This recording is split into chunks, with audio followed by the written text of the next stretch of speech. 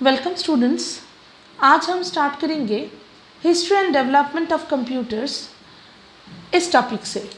Page number है 15। Knowledge corner जितना सारा है वो हम बाद में डिस्कस करेंगे। तो स्टार्ट करते हैं। History and development of computers. तो आजकल के जो कंप्यूटर्स है वो कैसे डेवलप हुआ उसका एक हिस्ट्री अब बता रहा है। देखो, analytical engine. Charles Babbage was a professor of mathematics in Cambridge University, England. In the year 1822, he designed and developed a machine known as difference engine. This machine could perform most of the mathematical calculations. तो 1822 में professor Charles Babbage ने एक machine develop किया जिसका नाम है difference engine. ये जो मशीन है ये कॉमन जो मैथमेटिकल कैलकुलेशंस है वो कर सकता था। After working on the difference engine for 10 years, Babbage designed another machine named as analytical engine in 1833, which could perform the task based on instructions. तो देखो, डिफरेंस इंजन में 10 साल काम करने के बाद बैबेज ने और एक मशीन डेवलप किया 1833 में। उसे बोलते हैं एनालिटिकल इंजन। ये जो एनालिटिकल इंजन है ये इंस्ट्रक्शन फॉलो करके टास्क करता था, मतलब इनपुट प्रोसेस आउटपुट। ये जो प्रिंसिपल है इस प्रिंसिपल में काम करता था। ठीक है। He thought to make it the first general purpose computer. Unfortunately his analytical engine remains a dream. तो बैबेज ने सोचा था कि ये जो एनालिटिकल इंजन है यही होगा फर्स्ट जनरल पर्पस कंप्यूटर, लेकिन उनका वो ड्रीम अधूरा रह गया। तो ये था एनालिटिकल इंजन। ठीक है। अब नीचे देखो, since he had given the concept of the first form of computer, based on that today's computer are designed. तो देखो, उनका ड्रीम सफल नहीं हुआ, लेकिन उन्होंने एक आइडिया दे गया आज के कंप्यूटर के लिए। ठीक है। This is the reason sir Charles Babbage is known as the father of computer. तो इसलिए सर चार्ल्स बैबेज को फादर ऑफ कंप्यूटर बोलते हैं। ठीक है। तो ये था एनालिटिकल इंजन। नेक्स्ट पेज में जाओ। नॉलेज कॉर्नर जितना सारा है वो हम बाद में डिस्कस करेंगे। अब देखो, mark 1 computer. In 1944 Harvard H Eakin designed a computer named mark 1 that was developed by IBM. It was based on the idea of Charles Babbage and was similar to the analytical engine. The size of Mark I computer was like a room and had a complex design with thousands of components. It was the first machine that could automatically perform calculations according to the programmed instruction. तो देखो, 1944 में IBM ने एक machine develop किया जिसे design किया था Harvard H Eakin ने। ये जो मशीन था इसका डिज़ाइनिंग चार्ल्स बैबेज के एनालिटिकल इंजन से मिलता था। मशीन थोड़ा साइज़ में बड़ा था, लगभग एक रूम के साइज़ का, और इसमें बहुत सारे कंपोनेंट्स लगा हुआ था और इसका डिज़ाइन भी बहुत कॉम्प्लेक्स था। ठीक है। यही था फर्स्ट ऑटोमेटिकली परफॉर्म्ड कैलकुलेटर जो प्रोग्रामिंग इंस्ट्रक्शन को फॉलो करता था। ठीक है। अब देखो, ENIAC। The full form of ENIAC is electronic numerical integrator and calculator. It was developed by J. Presper Eckert and John Mauchly at the University of Pennsylvania. तो अब देखो ENIAC। ENIAC क्या है? ये डेसिमल नंबर को लेके काम करता था। देखो, फुल फॉर्म ऑफ ENIAC है electronic numerical integrator and calculator. It was the first electronic computer capable of performing numerical calculations using decimal number. तो डेसिमल नंबर को यूज करके न्यूमेरिकल कैलकुलेशन कर सकता था ये मशीन। ठीक है, नेक्स्ट पेज में जाओ। अब देखो एडवैक electronic discrete variable automatic computer was the advanced version of ENIAC। तो ENIAC का advanced version है EDVAC। It was built at Moore School of Electrical Engineering, Pennsylvania। This machine used binary numbers and was first to introduce stored program concept। तो इस machine में programme को हम store करके रख सकते थे और ये बाइनरी नंबर को लेके काम करता था। ठीक है, यहाँ पे फुल फॉर्म इम्पॉर्टेंट है। किस स्कूल में हुआ है? Moore school of electrical engineering, Pennsylvania, यहाँ पे ये बिल्ड हुआ है। फिर ये जो मशीन है ये बाइनरी नंबर को लेके काम करता था और प्रोग्राम को स्टोर भी कर सकता था। ठीक है, नेक्स्ट देखो EDSAC electronic delay storage automatic calculator और computer was designed by Maurice Wilks and his team at the University of Cambridge Mathematical Laboratory in England। This machine was based on the concept given by John von Neumann। तो John von Neumann जो concept दिए थे उसके ऊपर base करके ये machine है। ठीक है, EDSAC was the second digital electronic computer with stored program concept। तो ये सेकेंड डिजिटल इलेक्ट्रॉनिक कंप्यूटर है जो प्रोग्राम को स्टोर कर सकता है। The first program was executed by EDSAC on 6 May 1949। तो फर्स्ट प्रोग्राम एग्जीक्यूट किया है इस मशीन में 6 मई 1949 में। ठीक है, तो ये था कुछ स्पेशल कंप्यूटर्स जो पहले यूज़ होता था। ठीक है, अब देखो जेनरेशन ऑफ कंप्यूटर्स, मतलब ये जो आजकल का कंप्यूटर है ये तो एक दिन में नहीं आया, बहुत डेवलपमेंट के बाद आया है ना। तो वो जो पीरियड है डेवलपमेंट का उसे 5 पार्ट में डिवाइड किया साइंटिस्ट ने, जैसे first generation, second generation, third generation, fourth generation and fifth generation. ठीक है, अब हम एक एक पार्ट को पढ़ेंगे। देखो फर्स्ट है फर्स्ट जनरेशन कंप्यूटर, 1940 से लेकर 56 तक। First generation computers used vacuum tube technology, मतलब फर्स्ट जनरेशन कंप्यूटर्स में वैक्यूम ट्यूब्स यूज़ होते थे। वैक्यूम ट्यूब्स देखो उसका एक इमेज दिया है साइड में, वो है वैक्यूम ट्यूब। यही था फर्स्ट जनरेशन कंप्यूटर्स का मेन कंपोनेंट। ठीक है, the size of the computer were huge, almost the size of a big room. They use to generate a lots of heat due to the presence of numerous vacuum tubes। तो ये जो computer था first generation का ये बहुत बड़ा था, मतलब एक रूम के साइज के तरह बड़ा था। ठीक है, और बहुत सारा हीट भी जनरेट करता था क्योंकि इतना सारा वैक्यूम ट्यूब्स था और वैक्यूम ट्यूब्स काम करते करते बहुत जल्दी गर्म हो जाता था।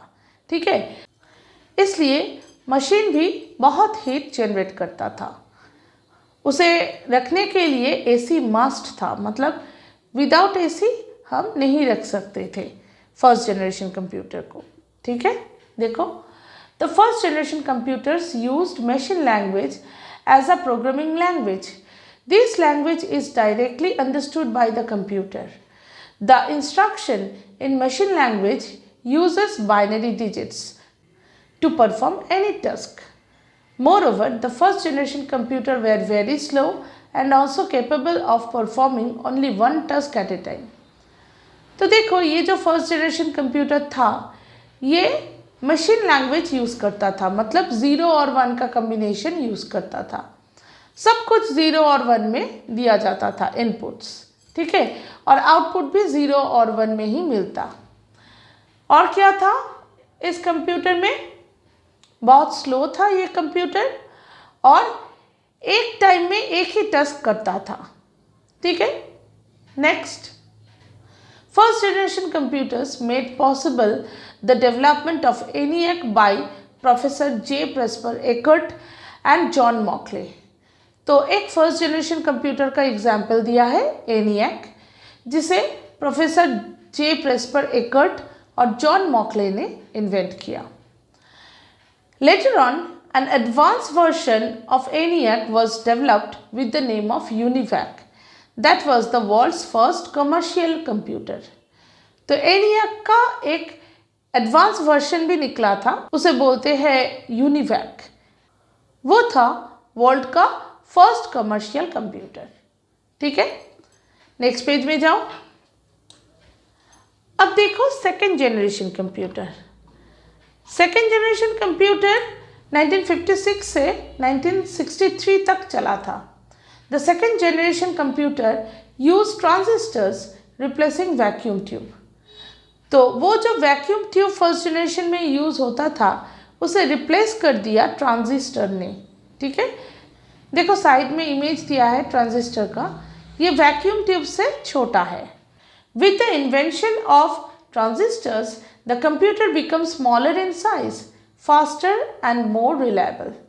तो ट्रांजिस्टर यूज होने से क्या हुआ, साइज घट गया कंप्यूटर का और फास्ट भी हो गया मशीन, मतलब मशीन का स्पीड इंक्रीज किया और भी रिलायबल हो गए। The speed of these computers increased from millisecond to microsecond. देखो मिलीसेकंड था इसका स्पीड, मतलब फर्स्ट जनरेशन में मिली सेकेंड में काम करता था। मिली सेकेंड सेकेंड से छोटा है। ठीक है, माइक्रो सेकेंड उससे भी छोटा है।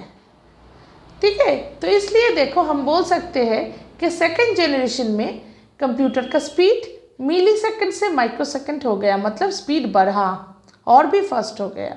ठीक है, during this period the first operating system was developed to communicate with the computer. तो इस जनरेशन में फर्स्ट ऑपरेटिंग सिस्टम आया कंप्यूटर को चलाने के लिए। Second generation computer used magnetic tape as the secondary storage device. तो ये जो सेकेंड जनरेशन कंप्यूटर है, तो इस जनरेशन में मैग्नेटिक टेप यूज होता था स्टोरेज डिवाइस के रूप में। ठीक है, मैग्नेटिक टेप क्या है, वो जो कुछ साल आगे टेप रिकॉर्डर होता था ना, टेप रिकॉर्डर में जो कैसेट्स बजते थे उसमें था मैग्नेटिक टेप।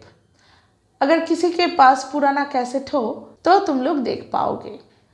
तो वही मैग्नेटिक टेप यूज होता था as a secondary storage device. Next देखो क्या बोला है, this generation of computer moved from machine language to an assembly language. तो इस जनरेशन में मशीन लैंग्वेज से असेंबली लैंग्वेज ज़्यादा यूज़ होने लगे। असेंबली लैंग्वेज क्या है, ये मशीन लैंग्वेज की तरह ही है, लेकिन यहाँ पे 0 और 1 यूज़ नहीं होते। यहाँ पे स्मॉल कोड्स यूज़ होते हैं जिसे हम निमोनिक्स बोलते हैं। ठीक है, तो थोड़ा सा एडवांस हो गया language.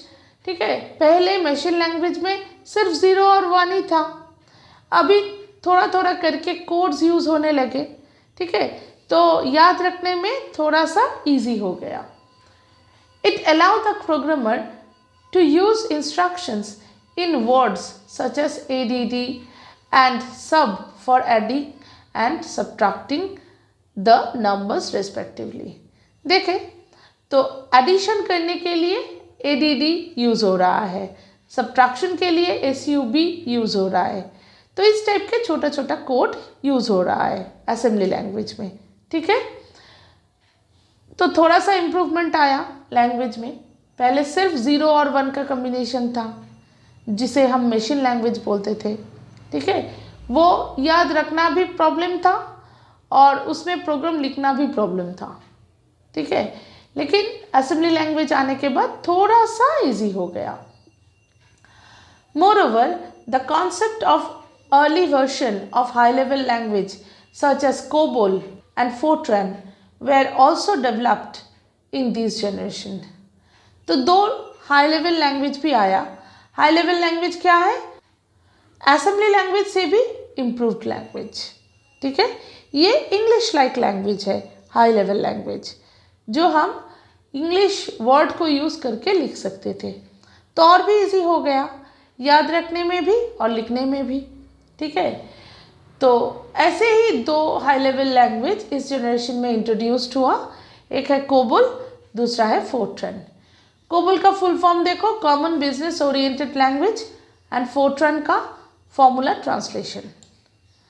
Some of the computer of second generation are IBM 1400, Honeywell 400 etcetera. तो ये दो एग्जाम्पल्स है सेकेंड जनरेशन कंप्यूटर के। अब देखो थर्ड जनरेशन कंप्यूटर 1964 से लेकर 71 तक। The concept of integrated circuit that is IC made a major breakthrough to improve the quality as well as the performance of the computer. तो third generation में बहुत ज़्यादा चेंजेस हुआ, ठीक है। इंटीग्रेटेड सर्किट आया। इंटीग्रेटेड सर्किट का मतलब IC, जो आज भी हम देखते हैं IC चिप्स, वो थर्ड जनरेशन में इंट्रोड्यूस्ड हुआ। An integrated circuit is the compact electronic circuit containing hundreds of transistors and other electronic components.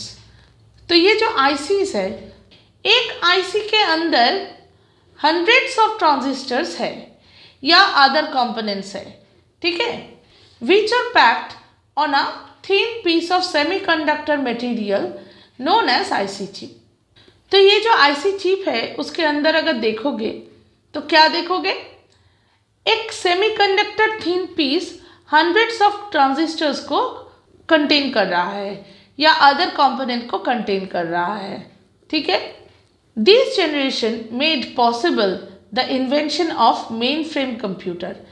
तो इस जनरेशन का ही कंप्यूटर है मेन फ्रेम कंप्यूटर, ठीक है, जो बहुत ज़्यादा पावरफुल है।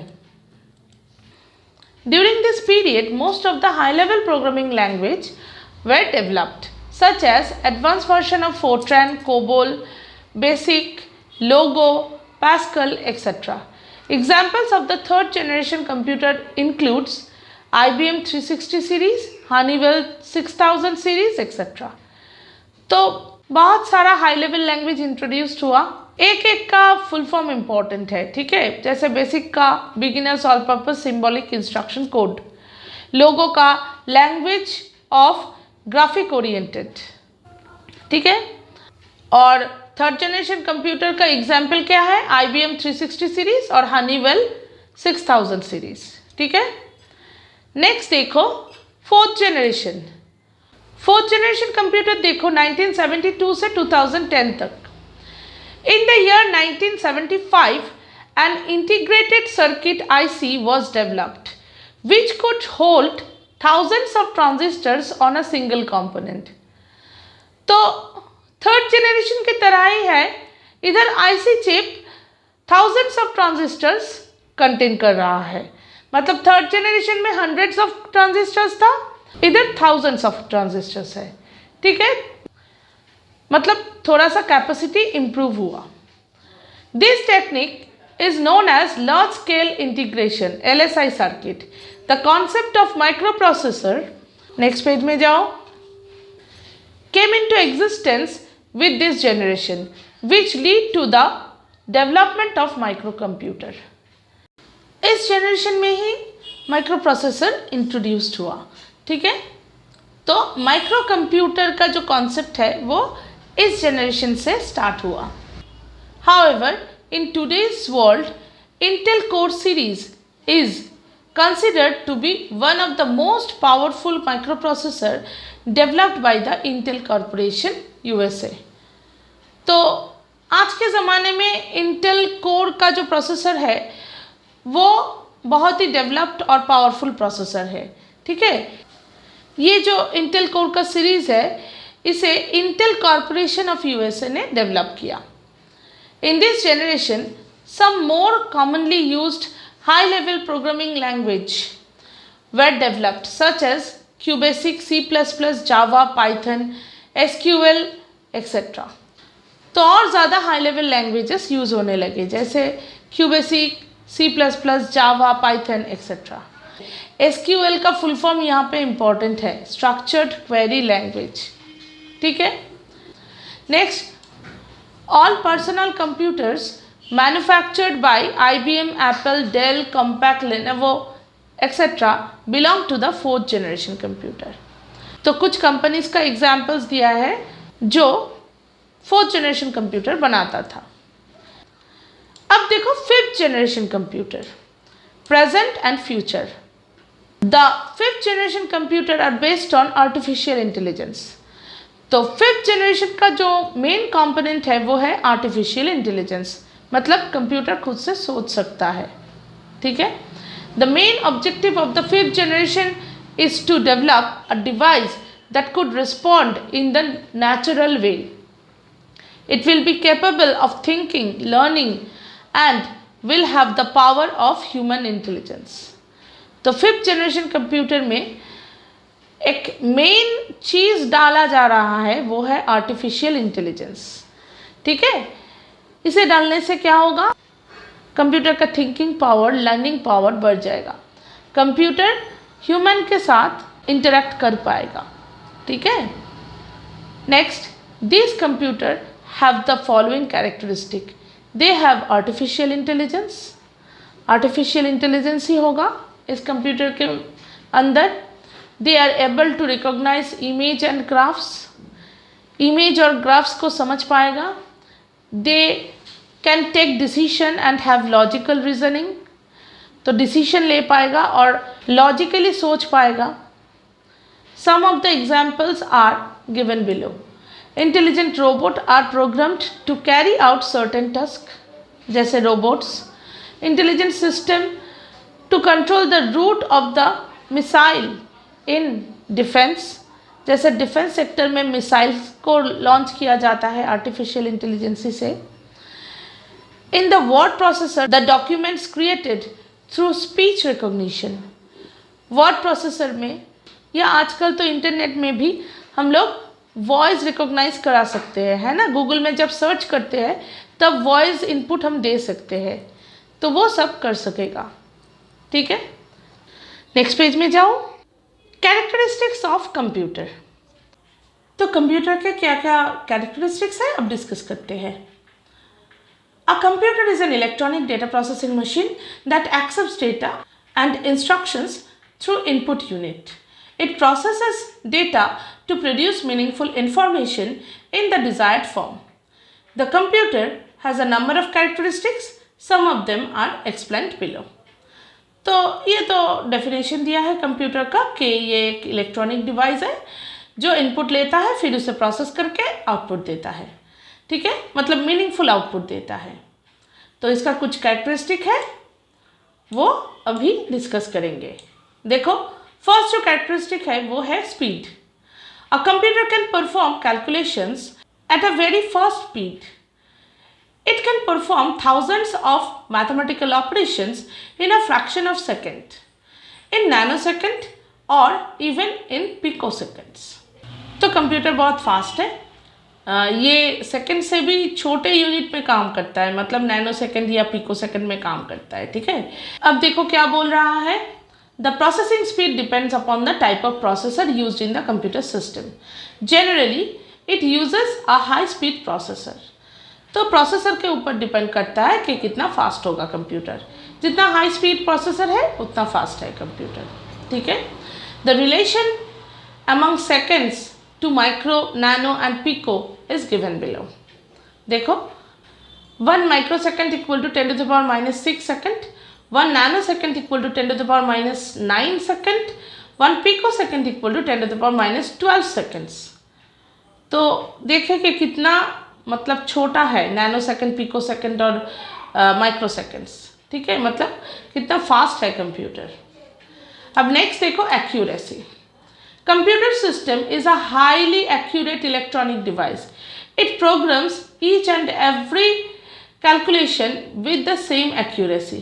Generally, there is no ambiguity in the result produced by the computer.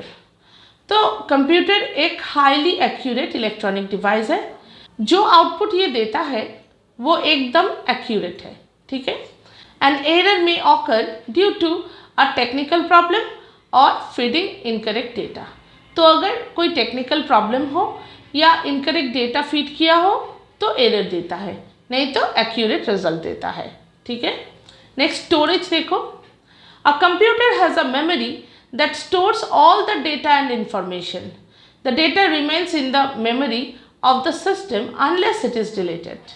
तो कंप्यूटर सारे डेटा और इंफॉर्मेशंस को मेमोरी में स्टोर करके रखता है, ठीक है। जब तक तुम ना डिलीट करो तब तक ये डिलीट नहीं करता। The storage of data can be temporary or permanent in nature.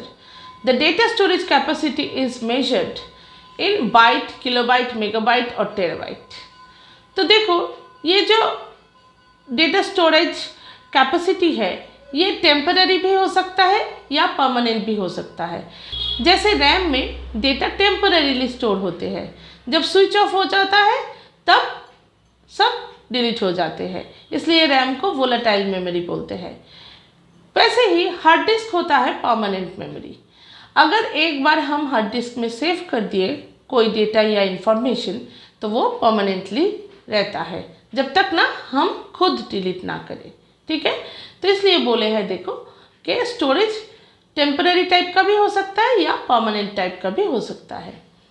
और यहाँ पे स्टोरेज कैपेसिटी का यूनिट दिया है, देखो बाइट, किलोबाइट, मेगाबाइट, टेराबाइट, ये सारे स्टोरेज कैपेसिटी के यूनिट्स है। नेक्स्ट देखो diligence. A computer unlike human does not get tired. Computer कभी भी टायर्ड नहीं होता है। It can work continuously for hours without any error. It will maintain the same accuracy and speed even after millions of calculations. तो computer कभी tired नहीं होते, ये कंटिन्यूअसली काम कर सकता है और जब तक काम करेगा ये एक्यूरेसी और स्पीड मेंटेन करेगा, ठीक है। नेक्स्ट पेज में जाओ। अब देखो लास्ट कैरेक्टरिस्टिक वो है versatility.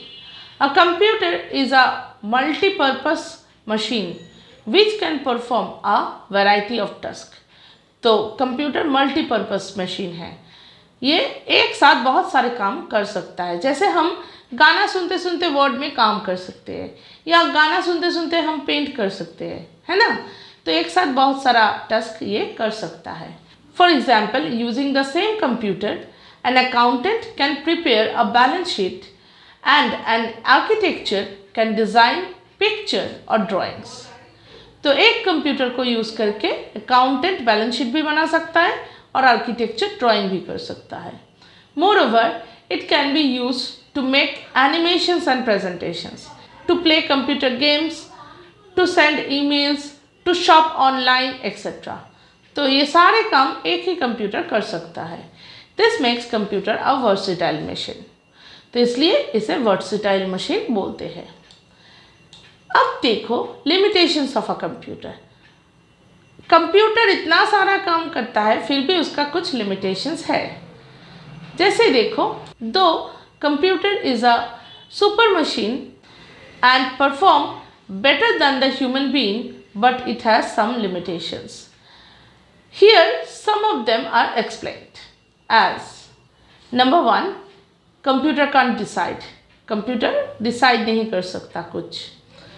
In some situation it becomes incapable of taking some decisions and unable to judge. Computer जज नहीं कर सकता और डिसीजंस भी नहीं ले सकते हैं खुद से। For example, you entered the age of 2 person as 25 and -15. Now you have programmed to compare these data value to display the smaller number. Obviously, it will display as -15 is smaller. But -15 is an invalid number to compare the age. Thus, a computer can't justify that age of a person can't be negative number. देखें तो example क्या दिया है। मान लो कि 2 person का as हम दिए 25 और -15 और कंपेयर करने के लिए बोले, तो स्मॉलर नंबर क्या देगा कंप्यूटर? -15। लेकिन ये एक बार भी नहीं बोलेगा कि -15 किसी का एज तो नहीं हो सकता, है ना। तो ये नहीं बोलेगा, ये समझ ही नहीं पाएगा कंप्यूटर कि जो डेटा दिया है वो इनवैलिड है। तो इसलिए हम बोल सकते हैं कि कंप्यूटर खुद डिसाइड नहीं कर सकता। नेक्स्ट पॉइंट देखो, computer can't think. A computer can not think of its own as when to start a job and when to complete. Every task is program based with specific instructions. It only follows the given instruction to perform the task. तो computer सोच नहीं सकता कि कब कोई job को शुरू करना है या ख़त्म करना है, ये सिर्फ इंस्ट्रक्शन को फॉलो करता है, ठीक है। Next, computer can't express ideas. In today's world many research work is taking place by the scientists in the research center. They always share their ideas among themselves to come to the conclusion. In this context, computers can't express their idea. तो computer उसका जो खुद का idea है वो दूसरे के साथ शेयर नहीं कर सकता। जैसे साइंटिस्ट लोग करते हैं कि साइंटिस्ट ए ने ये इन्वेंट किया, साइंटिस्ट बी ने वो इन्वेंट किया, फिर दोनों अपने जो आइडियाज़ हैं वो शेयर किया और इम्प्रूव होते गए। लेकिन कंप्यूटर ऐसा कुछ नहीं कर सकता। कंप्यूटर का खुद का आइडिया ही नहीं है, ठीक है, ये तो सिर्फ इंस्ट्रक्शन को फॉलो करता है। तो ये हो गए कुछ लिमिटेशंस। अब नेक्स्ट पेज में जाओ। नेक्स्ट पेज में देखो एक चार्ट दिया है, वो जो जेनरेशंस है ना, first, second, third, fourth and fifth, उसका एक क्विक रिव्यू है, ठीक है। देखो, फर्स्ट सब पीरियड्स दिया है, फिर टेक्नोलॉजी यूज्ड ये दिया है, फिर साइज एंड स्पीड दिया है, फिर लैंग्वेज डेवलप्ड क्या क्या हुआ वो दिया है, लास्ट में कॉस्ट ऑफ मशीन दिया है, ठीक है। तो ये था फर्स्ट चैप्टर। आई होप कि समझ में आया होगा तुम लोगों को। थोड़ा देर हो गया सेकंड पार्ट को देने में, क्या करें, थोड़ा प्रॉब्लम चल रहा था तो इसलिए देर हो गया, ठीक है। नेक्स्ट वीडियो में, मतलब नेक्स्ट वीक, ठीक है, नेक्स्ट वीक हम लोग एक्सरसाइज डिस्कस करेंगे। बाय।